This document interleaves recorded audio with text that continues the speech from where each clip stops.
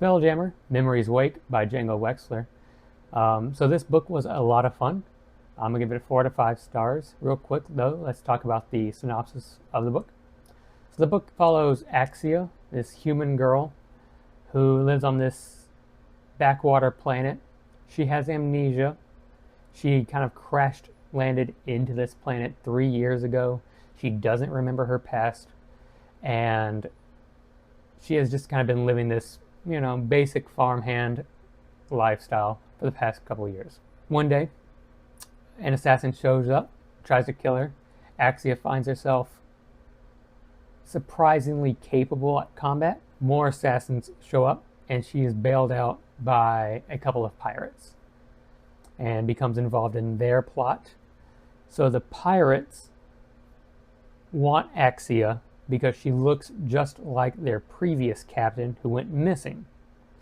And they need Axia to kind of role play as their captain so that they can get access to this pirate council meeting and they can do like this heist.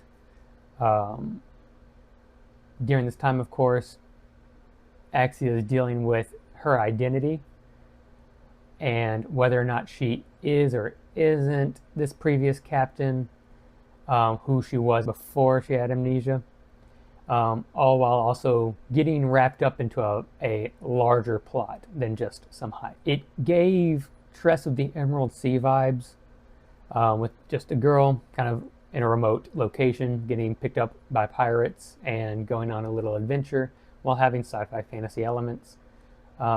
It's very whimsical, very lighthearted. It felt like I was reading a Disney movie, which is not a detriment, right?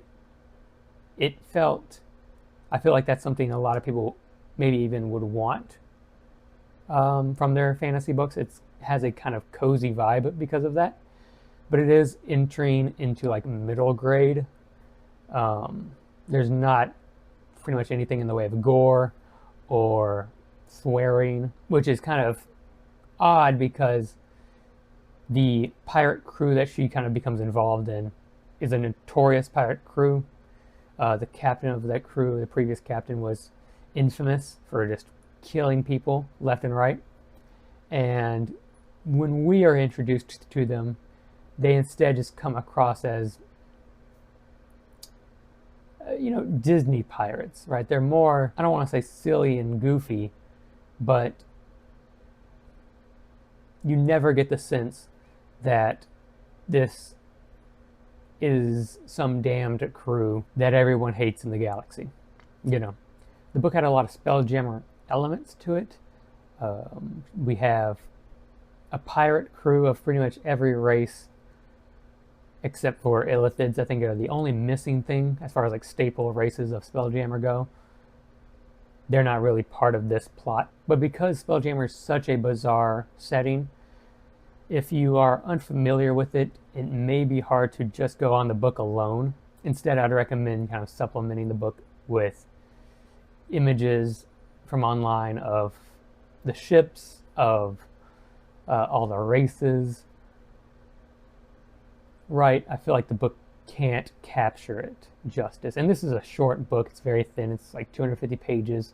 We don't really have the whole time to milk the setting for all that it has to offer. But after the beginning, which slows down to try to kind of grasp all of this that we're being introduced to, after that, the plot picks up. We start doing a lot of planet hopping.